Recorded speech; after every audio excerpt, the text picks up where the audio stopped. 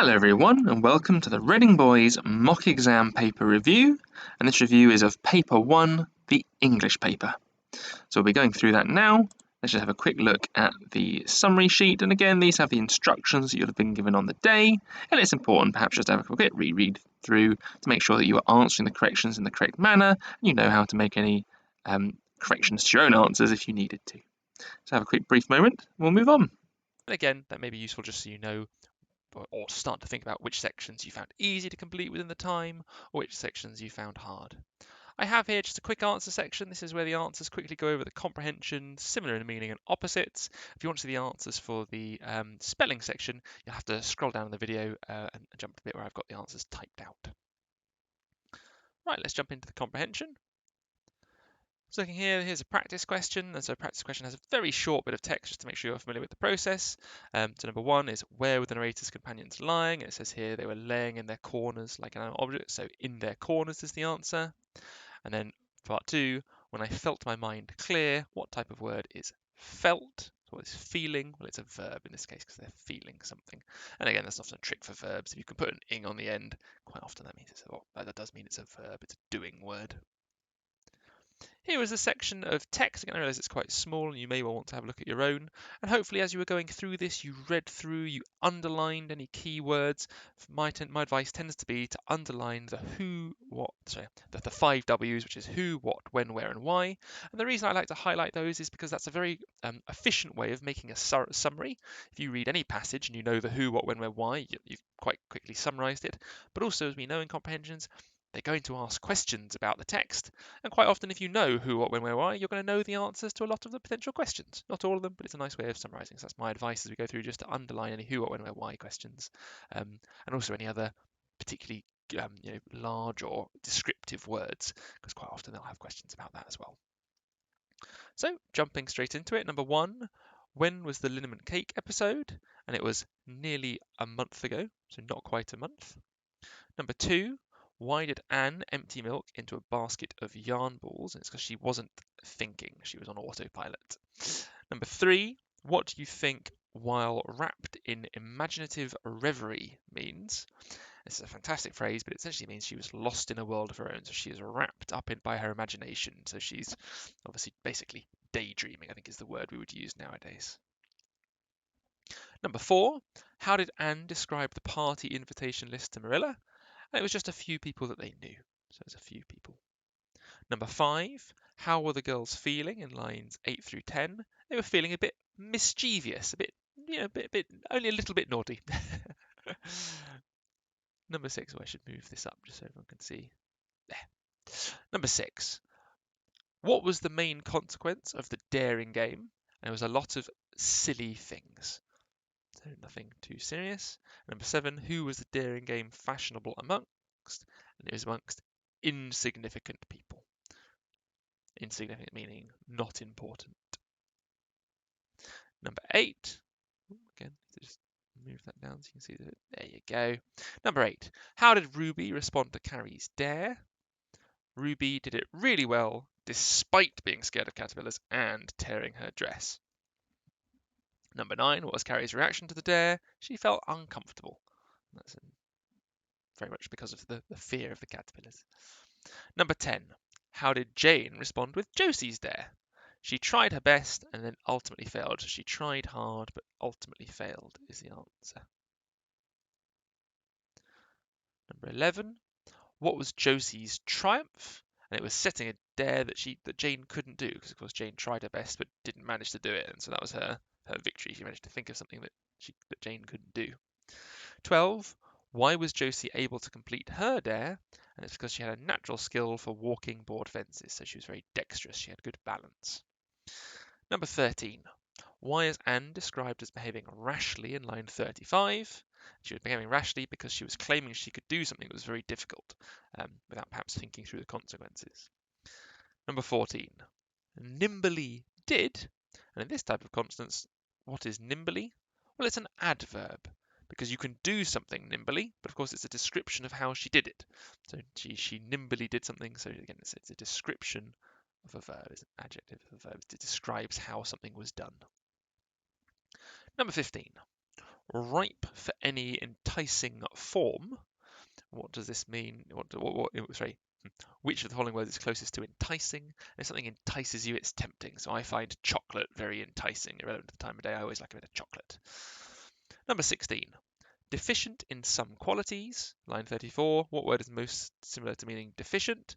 Well, deficient means lacking or not having enough. So here we have lacking. So if you are, let me think, you could be deficient in vitamin C or a vitamin. That would mean you lack it, you don't have enough. I believe that's the end of the comprehension. So well done if you got those, and well done if any of your underlinings as you were doing the exam sort of either led you to find those answers more easily. Just suppose one last little tip I will mention, whenever it does give you the line 24, I would always advise going back to text and just rereading the line again just to make sure you're taking the information, because if they give you the line number, you should always use it just to make sure you get the context, because that can often help. Right, now, English, similar in meaning. We often call these synonym style questions as well, similar in meaning. So the practice question, so the most similar to lively is boisterous. So boys tend to be quite boisterous, it tends to be lively, they run around lots and make lots of noise and a little bit of chaos. Dogs and animals as well can be very lively when they get excited. So boisterous is a great word. Number 17. If you collect things, you gather things. So if it was collected, the fruit was collected off the tree, it was gathered. Number 18, retribution and revenge are synonyms. They mean the same thing. So if you avenge yourself, you try and go out for retribution. You're after revenge. Number 19, novel has a couple of meanings. One is obviously a book like a novel, but also a novel means new, and in this case, unique. So if you come up with a novel idea, it's a new, unique idea that no one's had before. Number 20, a blemish would be a mark. And in this, so for example, you might have a blemish on something, a bit of artwork, or a blemish on your face, or a blemish on some nice clothing. So in this case, something that disfigures it changes its figure. And so blemish and disfigure, I think, are closest. Remember, things aren't always, with closest meaning, they aren't always direct synonyms, but just, so it says here, similar. So we're picking the words that are most similar. And in this case, figure, correct, conceal, and furnish, none of those are close at all, which is why I think disfigure is the best word. Number 21, malevolent. If you are malevolent, you have sort of evil intent. And so malicious intent, malicious would be the same thing. So again, you're wanting to do harm, to do evil, to cause negativity. Whereas again, serene, calm, blameless, blind, all mean the opposites, or don't have anything to do with it. 22, wrangling and squabble. So if you wrangle with someone, you argue, you fight, you have some kind of conflict. So for example, I think I often hear, I think I've read stories in Black Beauty, for example, of taming wild horses, and they were wrangling them into their pens. So you're kind of fighting with them to try and get them to do what you want. And I guess a squabble is another. So both of them are types of conflict, to wrangle or to squabble. And again, there's no words that are close in the other options. 23, noxious. If something is noxious, quite often you might noxious fumes. They could smell very bad. They could be bad for you. And in this case, poisonous as well. It could be a description. Number 24, involuntary. So hiccups would be a great example of something that's involuntary, which could mean unintentional, something you don't have control over. So something unintentional, involuntary, something you didn't intend to do or you couldn't control or couldn't prevent from happening. Number 25, a whim. If you do something on a whim, in fact, I would say here, let me just check. Yeah, I think if you do something on a whim, it's a sudden or unusual idea. So actually, I might just check that answer. I think impulse is a closer answer, so maybe I've put that in the wrong place. Let me just check my little handy cheat sheet. 25. Oh, yes, excuse me, I put it in the wrong place. So on a whim is an impulse. Like I say, a plan is sort of the opposite. So if you plan to do something,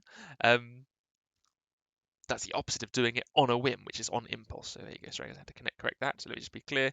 25, a whim means on impulse, and so it's a sudden change of mind or unexplained or unexpected. You just felt like it. For example, again, go back to chocolate. On a whim, I just might decide I need to go to get some chocolate. So I pop down the shops and treat myself, even though I wasn't really planning on it. Number 26, to conceal something is to hide. So you can conceal yourself, you can conceal things, so you might hide away. I believe that's the end then of the similar and meaning section. So next up we have opposites, and opposites could also be commonly referred to as antonyms. Certain sections, if you want to practice these, you might look at antonyms sections as well as opposite and meaning. And the style of question here is worth checking because it's slightly different. So which word means the opposite of the other words? So actually this section reminds me very much as well of odd one out.